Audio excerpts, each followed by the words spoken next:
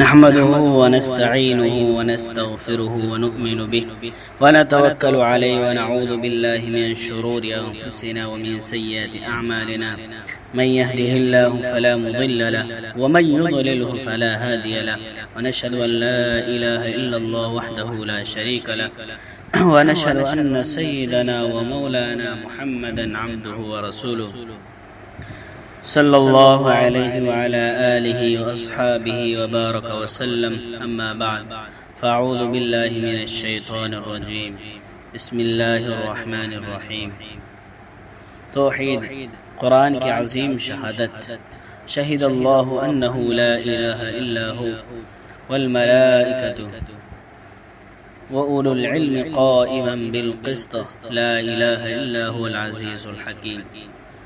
بزرگان محترم اور برادران عزیز، ہم اور آپ مدرسہ اس جلسے میں آپ نے طلبہ عزیز سے کلام پاک کی تلاوت سنی، دو نعمتیں اور دو بہترین تقریر سنی۔ ہمارے بچے مکتب میں داخل ہوتے ہی تو ابتدا بھی کلمے سے ہوتی ہے، بلکہ پیدا ہوتے ہی دائیں کان میں اذان اور بائیں کان میں اقامت، یعنی اللہ تعالیٰ کی وجود، اس کی کبریائی، اس کی وحدانیت کی آواز سب سے پہلے کان میں پہنچائی جاتی ہے۔ ذرا بڑا ہوتا ہے اور والدین اسے بولنا سکھاتے ہیں تو سب سے پہلا کلمہ اللہ کہنا سکھاتے ہیں، اور بڑا ہوتا ہے تو لا الہ الا اللہ کہنا سکھاتے ہیں، حتیٰ کہ جب دنیا میں بھی نہیں آئے تھے اور عالم ارواح میں تھے، اس وقت حق تعالی شانہ نے ہم سے کہلوایا تھا الست بربکم، کیا میں تمہارا رب نہیں ہوں؟ سب نے قرار دیا تھا کہ بلا کیوں نہیں، آپ ہی ہمارے رب ہیں، خالق اور مالک ہیں۔ عرش الہ پر لکھا ہوا کلمہ۔ جب حضرت آدم علیہ السلام دنیا میں بھیجے گئے، ان سے ایک لغزش ہو گئی تھی کہ شجرہ ممنوعہ کھا لیا، اس کی پاداش میں دنیا میں اتارے گئے۔ توبہ کرتے ہیں مگر ان کی توبہ قبول نہیں ہوتی۔ آخر میں سرکار دو عالم صلی اللہ علیہ وسلم کے طفیل میں دعا کی تو فوراً حق تعالیٰ نے دعا قبول کر لی اور فرمایا کہ اے آدم، تم نے ان کو کیسے جانا حالانکہ میں نے ابھی ان کو پیدا نہیں کیا؟ حضرت آدم علیہ السلام عرض کیا کہ پروردگار، جب آپ نے میرے جسم میں اپنی شرف دی ہوئی روح ڈالی اور میں نے ہوش سنبھالا تو میں نے عرش کے پائے پر لکھا ہوا دیکھا لا الہ الا اللہ محمد رسول اللہ۔ میں سمجھ گیا کہ جس ہستی کا نام آپ نے اپنے نام کے ساتھ ملایا ہے وہ آپ کے نزدیک سب سے معزز و مکرم ہے۔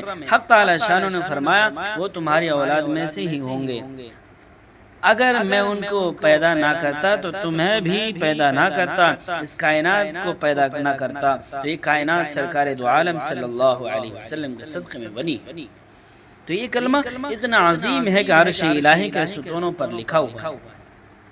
جب انسان دنیا سے رخصت ہوتا ہے تو حدیث شریف میں ہے کہ من کان آخر کلامہ لا الہ الا اللہ دخل الجنہ، کہ جس کا آخری کلمہ لا الہ الا اللہ ہوگا وہ جنت میں جائے گا۔ حافظ ابو ذر رحمت اللہ علیہ کا واقعہ، ایک بہت بڑے محدث ہیں حافظ ابو ذر رحمت اللہ علیہ، ان کا آخری وقت میں محدثین جو وہاں موجود تھے سمجھ گئے کہ اب ان کو کلمے کی تلقین کرنی چاہیے، لیکن سوچا خود بھی محدث ہیں تو بغیر سند کے بعد کیسے قبول کریں گے؟ ایک محدث نے اپنی سند بیان کرنا شروع کیا، عن فلاں عن فلاں، اور درمیان میں ایک راوی نام بھول گئے، اب آگے کیسے پڑھے، اٹک گئے۔ دوسری محدث نے اپنی سند بیان کی، وہ بھی میدان میں اٹک گئے، درمیان میں اٹک گئے۔ تیسرے نے اپنی سند بیان کی، وہ بھی درمیان میں اٹک گئے۔ حافظ ابو ذرا رحمۃ اللہ علیہ سب سن رہے ہیں کہ وہ فلاں مقام پر رک گیا، تیسرے نے فلاں جگہ غلطی کی، تیسرے نے فلاں جگہ، تو آخر میں خود حافظ ابو ذرا رحمۃ اللہ علیہ نے جو نزع کی حالت میں ہے اپنی سند بیان کرنا شروع کیا۔ بندار رحمۃ اللہ علیہ سے انہوں نے ابو عاصم رحمۃ اللہ علیہ سے انہوں نے عبد الحمید بن جعفر رحمۃ اللہ علیہ سے انہوں نے صالح بن ابو عریب رحمۃ اللہ علیہ سے انہوں نے کثیر بن مرا حضرمی رحمۃ اللہ علیہ سے انہوں نے حضرت معاذ بن جبل رضی اللہ عنہ سے، اور انہوں نے رسول اللہ صلی اللہ علیہ وسلم سے سنا من کان آخر کلامہ لا الہ الا اللہ، اتنا ہی کہا تھا کہ حضرت کے حافظ ابو زراح رحمۃ اللہ علیہ کی روح پرواز کر گئی، اگلا جملہ دخل الجنہ نہیں کہہ سکے۔ علماء لکھتے کہ حافظ صاحب نے یہ روایت ناقص نہیں چھوڑی بلکہ ممکن مکمل کی، من کان آخر کلام لا الہ الا اللہ، اتنا جملہ زبان سے کہا اور دخل الجنہ یہ جملہ عمل سے ثابت ہو گیا۔ تو ہماری ابتدا بھی کلمہ پر اور انتہا بھی کلمہ ہوتی ہے، یہ عقیدہ توحید اسلام کی بنیادی عقیدوں میں سے ہے۔ انبیاء کرام علیہ السلام اور دعوت کلمہ، تمام انبیاء علیہ السلام اس عقیدے پر متفق چلے آئے ہیں۔ تمام پیغمبروں نے اپنی امت کے سامنے اس کی تبلیغ کی ہے، خواہ حضرت نوح علیہ السلام ہو، حضرت ہود علیہ السلام ہو، حضرت نوح علیہ السلام ہو، حضرت صالح علیہ السلام ہو، حضرت شعیب علیہ السلام ہو، حضرت موسیٰ علیہ السلام ہو، حضرت عیسیٰ علیہ السلام ہو، یا خاتم الانبیاء صلی اللہ علیہ وسلم ہو، سب نے یہی کلمہ پیش کیا جو ہمارے مکتوبوں میں پڑھایا جاتا ہے۔ لقد ارسلنا نوحا الى قومه فقال يا قوم اعبدوا الله ما لكم من اله غيره۔ حضرت نوح علیہ السلام نے ارشاد فرمایا کہ اے میری قوم، تم صرف ایک اللہ کی عبادت کرو، تمہارے لیے اس کے سوا کوئی معبود بننے کے لائق نہیں۔ حضرت نوح علیہ السلام نے 950 سال تک تبلیغ فرماتے رہے۔ قوم نوح کے بعد قوم عاد، ڈھیل ڈول والی قوم، لمبے چوڑے طاقتور اور توانا، لم يخلق مثلها في البلاد، لم يخلق مثلها في البلاد، ان کے مانند شہروں میں کوئی پیدا نہیں کیا گیا۔ حضرت ہود علیہ السلام ان کی رہبری کے لیے تشریف لائے، وَإِلَىٰ عَادٍ أَخَاهُمْ هُودًا قَالَ يَا قَوْمِ اعْبُدُوا اللَّهَ مَا لَكُم مِّنْ إِلَٰهٍ غَيْرُهُ۔ حضرت ہود علیہ السلام کی بھی تبلیغ بھی اسی کلمے کی رہی، اے میری قوم، صرف اللہ کی عبادت کرو، تمہارے لیے اس کے سوا کوئی معبود بننے کے لائق نہیں۔ پھر قوم سمود، پھر پوری قوم شرک و بدعت میں مبتلا، تو ان کے پیغمبر حضرت صالح علیہ السلام نے یہی دعوت دی، وَإِلَىٰ ثَمُودَ أَخَاهُمْ صَالِحًا قَالَ يَا قَوْمِ اعْبُدُوا اللَّهَ مَا لَكُم مِّنْ إِلَٰهٍ غَيْرُهُ۔ اہل مدین کو حضرت شعیب علیہ السلام نے اسی کلمے کی دعوت دی، وَإِلَىٰ مَدْيَنَ أَخَاهُمْ شُعَيْبًا قَالَ يَا قَوْمِ اعْبُدُوا اللَّهَ مَا لَكُم مِّنْ إِلَٰهٍ غَيْرُهُ۔ حضرت موسیٰ علیہ السلام کو نبوت مل رہی اور پہلی وحی کا نزول ہو رہا ہے، تو حق تعالی شانہ انہیں بھی اسی کلمے کی تلقین فرما رہے ہیں۔ اننی انا اللہ لا الہ الا انا فاعبدنی واقم الصلاۃ لذکری۔ اللہ تعالی ارشاد فرماتے ہیں بے شک میں ہی اللہ ہوں، میرے سوا کوئی معبود نہیں، بس تم میری ہی عبادت کرنا، میرے یاد کے لیے نماز قائم کرنا۔ حضرت عیسیٰ علیہ السلام بھی اسی کلمے کی دعوت اپنے قوم کو دے رہے ہیں، ان اللہ ربی وربکم فاعبدوہ ھذا صراط مستقیم۔ یقیناً اللہ میرا بھی ہے، میرا رب ہے، اور تمہارا بھی صراط مستقیم یہی ہے، یہی سیدھا راستہ ہے۔ لیکن ان کی امت کچھ عرصے بعد تثلیث کی قائل ہو گئی،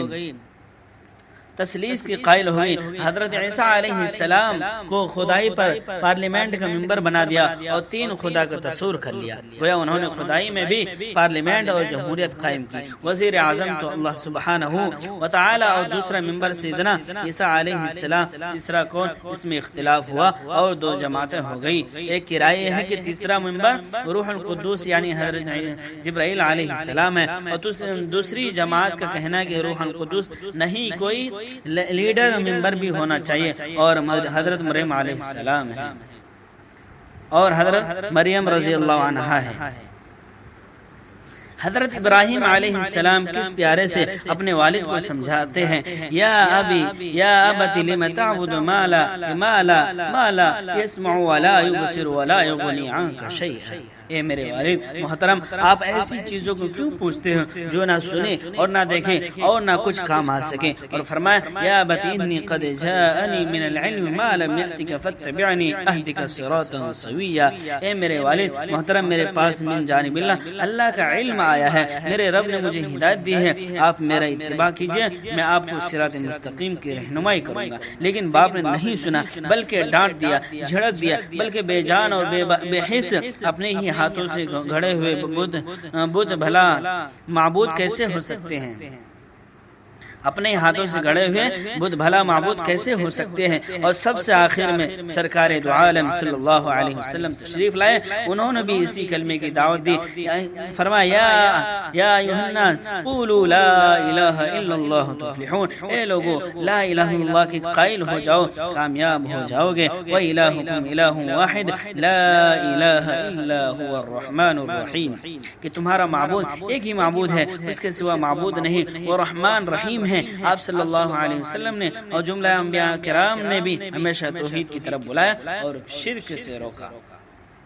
عقید توحید کی مثال، عقید توحید کی ایک بہترین مثال قرآن کریم نے بیان فرمائی، یا ایھا الناس ضرب مثل فاستمعوا له ان الذين تدعون من دون الله لن يخلقوا ذبابا ولو اجتمعوا له وان يسلبوهم الذباب شيئا لا يستنقذوه منه ضعف الطالب والمطلوب۔ اے لوگو ایک مثال پیش کی جاتی ہے، غور سے سنو، جو لوگ اللہ کے علاوہ دوسروں کو پکارتے ہیں وہ ایک مکھی نہیں بنا سکتے، وہ ایک مکھی، جو بھی اللہ تعالیٰ کے علاوہ کسی اور کو پکارتے ہیں وہ تو مکھی بھی نہیں بنا سکتے۔ لفظ ذباب کی تحقیق، عربی زبان کی فصاحت دیکھیے کہ مکھی کو ذباب کہا جاتا ہے، یہ اسم دو فعل سے مرکب ہے، ذبا اور ابا، یہ دو فعل سے بنا ہے۔ ذبا کے معنی ہٹانا اور دفع کرنا اور ابا کے معنی پلٹنا ہے، رجوع کرنا۔ مکھی کی ایک فطرت ہوتی ہے، جب اسے ہٹایا جاتا ہے پلٹ کر وہی آتی ہے، رات دن اس کا تجربہ ہوتا ہی رہتا ہے۔ ویسے بارش کا موسم ہے تو اس میں خوب ہو رہی ہے، آ کر بیٹھ گئی، اڑائی تو پھر آ گئی، یہ اس کی فطرت اور خصلت ہے۔ کسی عربی کی ناک پر اگر بیٹھی ہو تو اس نے اڑائی تو پھر آئی، بار بار ایسا ہی ہوا تو غصے میں آ کر کہا کلما زبا ابا، جب ہٹایا جاتا ہے تو وہی پلٹ کر آتی ہے، اس لیے اس کا نام ہو گیا ذباب۔ ایک واقعہ، مکھی کی ایک اور فطرت ہے کہ بڑوں کو نہیں چھوڑتی۔ خلیفہ مامون رشید خطبہ دے رہا تھا، ایک مکھی اس کے منہ پر آ کر بیٹھ گئی، اس نے اڑایا پھر وہی آ گئی، بار بار ایسا ہی ہوا، حتیٰ کہ مامون پریشان ہو گیا، خطبہ مختصر کر کے نماز پڑھی اور نماز کے بعد ابو حذیل بصری کو بلا کر، حضرت ابو حذیل بصری کو بلا کر پوچھا کہ اللہ تعالیٰ نے مکھی کو کیوں پیدا کیا؟ اس نے جواب دیا کہ متکبر کے تکبر کو توڑنے کے لیے، یعنی متکبر کے تکبر کو توڑنے کے لیے۔ لطیفہ، امریکہ کے صدر، سپر پاور طاقت کا صدر اس کی ناک پر آ کر بیٹھ گئی، وہ بھگاتا ہے تو پھر آ کر بیٹھ گئی۔ آج کل تو بڑے لوگوں کے لیے کیمرے لگے ہوئے ہوتے ہیں، پوری تصویر کیمرے میں آ گئی، مکھی آتی وہ ہٹاتا پھر آتی، اس کو غصہ آ گیا، لیکچر موقوف کر کے انتظار کیا، دوبارہ جیسے آئی اس کو مار دیا اور پوری تصویر کیمرے میں ریکارڈ ہو گئی۔ مکھی اور حق تعالیٰ کی قدرت، مکھی اللہ تعالیٰ کی ادنا سی مخلوق ہے، نجاست پر بیٹھنے والی ہے، مگر اس ادنا سی مخلوق میں بھی حق تعالیٰ نے کیسی حکمت رکھی ہے۔ اس کی بنائی دیکھو کہ جہاں سے بھی ہاتھ لے جاؤ فوراً اڑ جائے گی، حالانکہ اس کے سامنے کوئی آئینہ نہیں ہے جیسے کار میں اور بائک میں ہوتا ہے، اس میں نظر آتا ہے کہ کون پیچھے سے آ رہا ہے۔ بعض مفسرین نے لکھا ہے کہ مکھی کے چھوٹے سے جسم میں حق تعالیٰ نے 400 آنکھیں رکھی ہے، کتنی؟ 400 آنکھیں رکھی۔ خیر، حق تعالیٰ شان و مثال بیان فرماتے ہیں، جو لوگ اللہ تعالیٰ کے علاوہ دوسروں کو پکارتے ہیں وہ پتھر کے معبود ایک مکھی نہیں بنا سکتے، یعنی اللہ تعالیٰ کے سوا علاوہ دوسروں کو پکارتے ہیں وہ پتھر کے معبود ایک مکھی نہیں بنا سکتے۔ وَإِن يَسْلُبْهُمُ الذُّبَابُ شَيْئًا لَا يَسْتَنقِذُوهُ مِنْهُ، اور مکھی بنانا تو بڑی بات ہے، اگر مکھی ان کے منہ سے ان کے خوراک چھین لے جائے تو اسے چھڑا نہیں سکتے۔ مشرکین مکہ کی عادت تھی، جیسے خود کھاتے تھے ویسے اپنے معبودوں کو بھی کھلانے کی کوشش کرتے۔ یہاں سورت میں ایک مرتبہ دودھ پلایا تھا اور پوری دنیا میں شہرت ہو گئی کہ بھگوان دودھ پینے لگے، دودھ پینے میں کیا کمال ہے، ہمارا بچہ پیدا ہوتے ہی دودھ پیتا ہے۔ مشرکین مکہ کی بہترین غذا تھی جس سے وہ ناشتہ کرتے تھے وہ یہ کہ انڈے کی زردی اور شہد کو پھینٹ کر کھاتے، اور یہی ان کے معبودوں کے منہ پر مل دیتے مل دیتے کہ کو لگیٹ کی طرح شہد میں مٹھاس ہے اور میٹھی چیز پر مکھیاں آنا لازم ہے، اس پر خوب مکھیاں آتے۔ اس زمانے میں کتنی مکھیاں آتی ہوگی، مگر مکہ مکرمہ کے آب و ہوا مکھیوں کے لیے بہت مناسب ہے، بلکہ بالکل خشک علاقہ ہے، اور مکھیوں کے لیے بہت سازگار ہے۔ اس زمانے میں دوائیں چھانٹنے کے باوجود، اس کو ہلاک کرنے کی کتنے ہی آلات کے باوجود وہاں خوب مکھیاں نظر آتی ہیں۔ اس زمانے میں کیا حال ہوگا؟ ان معبود ان باطلہ کے منہوں پر خوب مکھیاں آتی ہیں اور شہد چاٹتی ہے اور یہ چٹواتے۔ حق تعالیٰ نے فرمایا کہ ضعف الطالب والمطلوب، طالب بھی کمزور اور مطلوب بھی، یعنی عابد بھی کمزور اور معبود بھی، جو اپنے خوراک بچا نہ سکے وہ کیا دوسروں کی روزی دیں گے، اور وہ کیا دوسروں کو بچائیں گے۔ ایک صحابی کا واقعہ، ایک واقعہ ہے کہ حضور اکرم صلی اللہ علیہ وسلم کی بعثت ہو چکی، آپ صلی اللہ علیہ وسلم لوگوں کو توحید کی طرف بلا رہے ہیں، شرک سے روک رہے ہیں۔ اس دور کا واقعہ ہے، ایک مشرک بت پرست تھے، وہ سفر میں گئے تو ایک چھوٹا سا بت ساتھ میں لیا۔ وطن میں تو بڑا مجسمہ ہے، اسے کہاں اٹھا کر لے جائے سفر میں، اور سفر میں ضرورت پیش آئے تو کس سے مانگے، اس لیے سفر میں ایک چھوٹا سا معبود رکھتے، پاکٹ سائز، جیسے آج کل برادران وطن بھی کار میں چھوٹا سا معبود رکھتے ہیں۔ اب وہ سفر میں چلے، ایک جگہ پڑاؤ ڈالا، خیمہ لگایا اور ایک کونے میں معبود کو بٹھایا۔ جب صبح بیدار ہوئے تو دیکھا معبود تر ہے۔ تعجب ہو گیا، آسمان صاف ہے، بارش کا ایک قطرہ نظر نہیں آتا، خیمہ کا کپڑا بھی اوپر سے خشک ہے، تو یہ کس طرح ہوا؟ اس کو گنگا جل سے اشنا کس نے کروایا، اس کو پوتر کس نے کرایا؟ دوسری رات میں ایسا ہی ہوا کہ صبح بیدار ہوئے تو ساری جگہ خشک و معبود تر ہے۔ ایک رات سوچا کہ آج سونا نہیں، بلکہ دیکھتا ہے کہ اس کو کون غسل دے جاتا ہے۔ جاگتے رہے، آخر رات میں جنگل سے ایک لومڑی آئی، خیمہ کا چکر لگایا اور کونے میں یہی حضرت پڑے تھے، جا کر اس پر پیشاب کر دیا۔ ظاہر کی آنکھیں تو کھلی تھی، اس منظر کو دیکھ کر باطن کی آنکھیں بھی کھل گئی۔ بھلا یہ معبود کیسے، جن کے سروں پر لومڑیاں پیشاب کر جائے، جو اپنے آپ کو پیشاب سے نہ بچا سکے، وہ معبود کیسے ہو سکتا ہے؟ اب سفر کو موقوف کر کے حضور اکرم صلی اللہ علیہ وسلم کی خدمت میں چلے اور ایک شعر پڑھتے جا رہے ہیں۔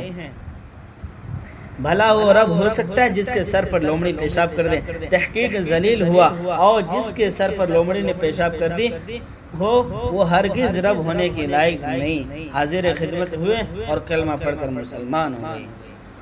آسمانی مذاہب اور دعوت توحید، جتنے بھی آسمانی مذاہب ہیں سب نے شرک سے روکا۔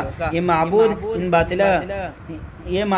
ان باطلہ کسی بھی طرح کسی بھی نفع و ضر کے مالک نہیں، تمام تر نفع و نقصان کا اختیار اللہ ہی کو ہے۔ جیسے کہ ذات میں کوئی شریک نہیں، لا الہ الا اللہ، ویسے اس کی صفات اور عبادت میں اس کا کوئی شریک نہیں۔ لا خالق الا اللہ، لا مالک الا اللہ، لا رازق الا اللہ، لا نافع الا اللہ، لا نافع الا اللہ، لا ضار الا اللہ۔ اللہ کے سوا کوئی خالق نہیں، اس کے سوا کوئی مالک نہیں، اس کے سوا کوئی رازق نہیں، اس کے سوا کوئی نفع دینے والا نہیں، اس کے سوا کوئی نقصان دینے والا نہیں۔ وہ اپنی ذات میں اور صفات میں عبادت میں یکتا اور ممتاز ہے۔ مشرکین مکہ اللہ تعالیٰ کے وجود کے قائل تھے، اور نہ صرف وجود کے قائل بلکہ اسے اپنا خالق اور مالک بھی تسلیم کرتے تھے، اور مدبر بھی مانتے تھے۔ مگر جب نمبر آتا عبادت کا تو کوئی اپنا سر رکھ رہا ہے سورج کے سامنے، کوئی چاند کے سامنے، کوئی ستاروں کے سامنے، کوئی درختوں کے سامنے، کوئی بتوں کے سامنے۔ وَلَئِن سَأَلْتَهُم مَّن خَلَقَ السَّمَاوَاتِ وَالْأَرْضَ لَيَقُولُنَّ اللَّهُ، اگر آپ ان سے پوچھیں کہ وہ کون ذات ہے جس نے آسمان و زمین کو بنایا، وَلَئِن سَأَلْتَهُم مَّن خَلَقَ السَّمَاوَاتِ وَالْأَرْضَ وَسَخَّرَ الشَّمْسَ وَالْقَمَرَ، اگر آپ ان سے پوچھیں کہ سورج اور چاند کو کس نے کام پر لگایا، ان کا جواب ہوگا اللہ، تو انہوں نے اللہ کو خالق مانا، مالک مانا، رازق مانا، مدبر مانا، تو پھر مشرک کیسے ہوئے؟ مشرک اس اعتبار سے انہوں نے اللہ کے ساتھ عبادت میں دوسروں کو شریک ٹھہرایا۔ یہ جو ذات پاک خالق ہے، مالک ہے، رازق ہے، مدبر ہے، وہی معبود برحق بھی ہے، اس کے سوا کوئی معبود نہیں۔ اولاد دینے والا بھی وہی، کاروبار چلانے والا بھی وہی، ہر جگہ حاضر و ناظر بھی وہی عالم الغیب ہے، اس کے سوا کوئی غیب جاننے والا نہیں۔ ان صفات میں اللہ کے ساتھ کسی کو شریک قرار دینا نہیں چاہیے۔ اسی توحید کی تعلیم لائے حضور صلی اللہ علیہ وسلم۔ یہ توحید اسلام کی بنیادی عقائد میں سے ہے۔ 3 عقیدے ایسے ہیں کہ تمام انبیاء اس میں متفق ہے۔ یہ اصول کہلاتے توحید، رسالت اور آخرت۔ ان 3 میں کسی کا اختلاف نہیں ہے۔ توحید، رسالت اور آخرت میں اس تینوں میں کوئی اختلاف نہیں ہے۔ اس آیت میں حق تعالی شانہ 3 شہادتیں پیش فرمائی، ایک خود اپنی، دوسری ملائکہ اور تیسرے اہل علم کی۔ آیت مذکورہ کا شان نزول۔ اس آیت میں حق تعالی نے 3 شہادتیں پیش فرمائی، ایک خود اپنی، دوسری ملائکہ اور تیسرے اہل علم کی، اور یہ کہ اللہ تعالیٰ کی کتاب سب سے عظیم شہادت ہے۔ اس آیت کا شان نزول یہ ہوا کہ ملک شام جہاں یہود کی بڑی آبادی تھی، وہاں کے 2 بڑے یہود عالم کسی کام سے مدینہ منورہ آئے یہودیوں کے پاس۔ مدینہ منورہ میں بھی یہودیوں کی آبادی بہت تھی۔ جب وہ دونوں عالم پہلی مرتبہ مدینہ منورہ آئے اور مدینہ منورہ کی آبادی کو دیکھا تو دیکھتے ہی پہچان لیا کہ ہم اپنی آسمانی کتابوں جو پڑھتے ہیں کہ جو نبی آخری زمان صلی اللہ علیہ وسلم تشریف لائیں گے ان کا ولد اور جائے پیدائش ہوگی، مکہ مکرمہ، اور ان کی ہجرت گاہ ایسی بستی ہوگی جو نخلستان ہو، جہاں کھجوروں کے باغات کثرت سے ہو، تو بستی یہی معلوم ہوتی ہے۔ اس دوران انہوں نے سنا کہ کوئی صاحب مکہ مکرمہ سے یہاں تشریف لائے ہیں اور وہ اپنے آپ کو اللہ کا نبی اور رسول بتلاتے ہیں۔ یہ دونوں ان کی خدمت میں حاضر ہوئے تو دیکھتے ہی پہچان لیا کہ یہی تو ہے نبی آخر الزمان صلی اللہ علیہ وسلم۔ ساری علامتیں ان میں موجود ہیں جو ہم نے اپنی کتابوں میں پڑھی ہے۔ ان کی کتابوں میں بڑی وضاحت کے ساتھ نبی آخر الزمان صلی اللہ علیہ وسلم کا ذکر مبارک آیا ہے۔ آپ کا حلیہ مبارک اتنی وضاحت کے ساتھ ہے کہ انہوں نے اس کو سامنے رکھ کر تصویر بنا لی تھی۔ حضور اکرم صلی اللہ علیہ وسلم کے بعد خلیفہ کون ہوگا، کس خاندان سے ہوگا، ان کا حلیہ اور شکل کیسی ہوگی، اس کا نام اور والد کا نام کیا ہوگا، خلیفہ دوم کون ہوں گے، تیسرا خلیفہ کون ہوگا، چوتھا کون ہوگا، پوری تفصیل ان کی کتابوں میں موجود تھی، بلکہ ان خلفاء کے اوصاف بھی مذکور تھے۔ اس لیے دونوں عالم نے دیکھتے ہی پہچان لیا، یعرفونہ کما یعرفون ابناءہم۔ وہ آپ صلی اللہ علیہ وسلم کو ایسے پہچانتے تھے جیسے باپ بیٹے کو، ہزاروں کا مجمع ہو تب بھی باپ بیٹے کو پہچان لیتا ہے، اس لیے پہچان لیا۔ دونوں نے پوچھا کہ آپ کا نام محمد ہے؟ فرمایا ہاں۔ پوچھا آپ کے نام احمد ہے؟ فرمایا ہاں۔ قرآن کریم میں یہ دونوں نام آئے ہیں، محمد صلی اللہ علیہ وسلم اور احمد، 4 جگہ لفظ محمد صلی اللہ علیہ وسلم آیا۔ وما محمد الا رسول ما كان محمد ابا احد من رجالكم والذين آمنوا وعملوا الصالحات وآمنوا بما نزل على محمد رسول اللہ۔ یہ 4 جگہ نام آئے محمد صلی اللہ علیہ وسلم، اور ایک جگہ آپ صلی اللہ علیہ وسلم اسم گرامی احمد صلی اللہ علیہ وسلم آیا۔ وَمُبَشِّرٌ بِرَسُولٍ يَأْتِي مِن بَعْدِ اسْمِهُ أَحْمَدُ۔ آپ محمد بھی اور احمد بھی، تو آپ کا نام احمد بھی ہے اور آپ اور محمد بھی ہے۔ محمد اسم مفعول کا صیغہ ہے۔ محمد کے معنی بار بار تعریف کیا گیا، تو حق تعالیٰ نے آپ کی بار بار تعریف کی، اور ہر نبی نے اپنی امت کے سامنے آپ کی تعریف کی۔ جتنی تعریف آپ کی گئی اتنی کسی اور نبی کی نہیں کی گئی۔ تو آپ محمد ہوئے اور آپ احمد بھی ہے۔ آپ احمد اسم تفضیل کا صیغہ ہے جس کے معنی بہت تعریف کرنے والا۔ مخلوقات میں سے اپنے خالق کی سب سے زیادہ تعریف کرنے والی ذات بھی آپ ہی کی ہے۔ پھر مقام محمود بھی آپ کو ملنے والا ہے، وہاں جو تعریف آپ اپنے رب کی فرمائیں گے وہ آپ سے پہلے اور آپ کے بعد کسی نے نہیں کی ہوگی۔ اس کے بعد ان دونوں عالموں نے آپ صلی اللہ علیہ وسلم سے پوچھا، ہمارا ایک سوال ہے، اگر آپ ہمیں ٹھیک جواب دے تو ہم مسلمان ہو جائیں گے۔ آپ صلی اللہ علیہ وسلم نے فرمایا پوچھو، انہوں نے کہا قرآن کریم کی عظیم شہادت کون سی ہے؟ تو اس پر حق تعالی شان قرآن کریم کی آیت نازل فرمائے شہید اللہ انہ لا الہ الا اللہ والملائکۃ واولو العلم قائما بالقسط لا الہ الا هو العزیز الحکیم، کہ حق تعالی شان شہادت دی اس بات کی کہ اس کے سوا کوئی معبود نہیں، اور شہادت دی فرشتوں نے اپنے اذکار اور تسبیحات کی روشنی میں جو توحید سے لبریز ہے، اور شہادت دی اہل علم نے اپنی تحریرات اور تقریرات کی روشنی میں جو انصاف اور اعتدال کے ساتھ نظام رکھنے والا ہے، اس کے علاوہ کوئی معبود نہیں، بلا شبہ وہ زبردست حکمت والا ہے۔ اس آیت میں علماء کی بڑی فضیلت بیان کی گئی کہ حق تعالیٰ نے اولاً اپنی شہادت کو ذکر کیا، پھر فرشتوں کے اور ان دونوں کے ساتھ اہل علم کی۔ اہل علم سے مراد انبیاء کرام علیہ السلام اور عام اہل علم ہے، لہذا یہ آیت علماء کی فضیلت کو واضح کر رہی ہے۔ آیت مذکورہ کے فضائل، اس آیت کے بڑے فضائل کتب حدیث میں آئے ہیں۔ ایک حدیث میں ہے کہ رسول اللہ صلی اللہ علیہ وسلم نے میدان عرفات میں یہ آیت تلاوت کی اور اس کے بعد فرمایا وَأَنَا عَلَى ذَلِكَ مِنَ الشَّاهِدِ، کہ اے پروردگار میں بھی اس بات کی شہادت دیتا ہوں۔ ایک اور روایت میں جو شخص اس آیت کی تلاوت کرے اس کے بعد وَأَنَا عَلَى ذَلِكَ مِنَ الشَّاهِدِينَ کہے میں بھی اس بات کی شہادت دیتا ہوں، تو اللہ تعالیٰ قیامت کے روز فرشتوں سے فرمائیں گے میرے بندے نے مجھ سے یہ عہد کیا تھا اور میں عہد کو پورا کرنے والا ہوں، میں سب سے زیادہ ہوں، اس لیے میرے اس بندے کو جنت میں داخل کر دو۔ حضرت ایوب انصاری رضی اللہ عنہ کی روایت ہے کہ رسول اللہ صلی اللہ علیہ وسلم نے ارشاد فرمایا کہ جو شخص ہر فرض نماز کے بعد سورہ فاتحہ، آیت الکرسی اور یہی آیت شہید اللہ انہ لا الہ الا ہو اور اس کے اگلے رکوع کی آیت دو آیتیں قل اللہم مالک الملک اور ترزق من تشاء بغیر حساب تک پڑھے تو حق تعالی شان اس کے سارے گناہ معاف فرمائیں گے، اسے جنت میں داخل کریں گے اور اس کی 70 حاجتیں پوری فرمائیں گے، جن میں سے سب سے ادنا حاجت اس کی مغفرت ہے۔ تو ان مدارس اسلامیہ کا مقصد اسی عظیم شہادت یعنی کلمہ توحید کو یاد کرانا اور اس پر استقامت کی تعلیم دینا ہے۔ حق تعالی شانو اپنے فضل و کرم سے ہم کو اس پر جما دے اور عمل کی توفیق سے بہرہ و در فرمائے آمین ثم آمین۔ سبحان ربک رب العزت عما یصفون وسلام علی المرسلین والحمد للہ رب العالمین۔